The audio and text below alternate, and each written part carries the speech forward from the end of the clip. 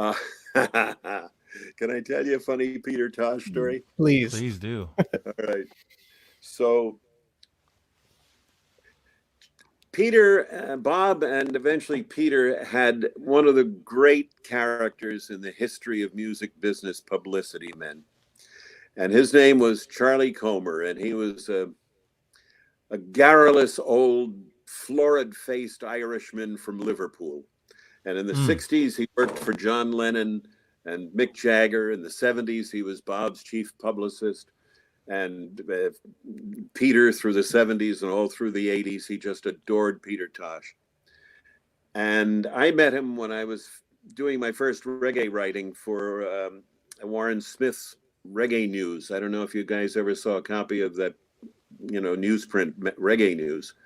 And then my first reggae articles ever were in there. And so Charlie heard about me through Reggae News and called me in September and says, "Peter's in your town, and he's got no herb. Can you help him out, Roger?" And I said, "Well, Charlie, as a matter of fact, I've just come back from a plantation in Santa Cruz. And Wow. my friend who grows had two 16-foot plant colas, the tops of the plants. Yeah. And he gave them to me. And Charlie gave me the room number at the Sunset Marquis, where most of the reggae guys used to stay, and said, "Peter will be waiting for you, Roger."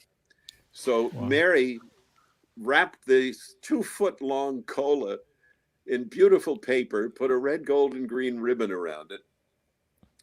And off we go to the Sunset Marquis, and we knock on the door, and Peter's got a chain on the door.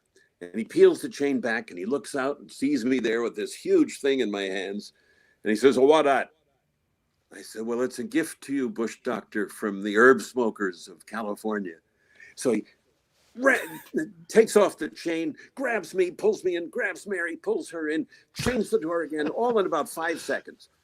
And I hand him the package and he rips a little of the paper and he sees what's inside.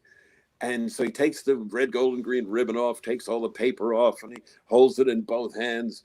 And I'm trying to get this into the picture. It's backwards. There you go. So he gets the thing in his two hands, and he breaks a piece off, and he smells it, and he looks down the barrel of it, and finally he turns to me with this huge, huge cola in his hand. Be $5,000 today for that, And he looks at Right. me. He looks at me and he says, "Sure. Take a whole lot more than this to get my propeller spin." Oh no. Oh no. Jeez. But he didn't. We didn't give it back.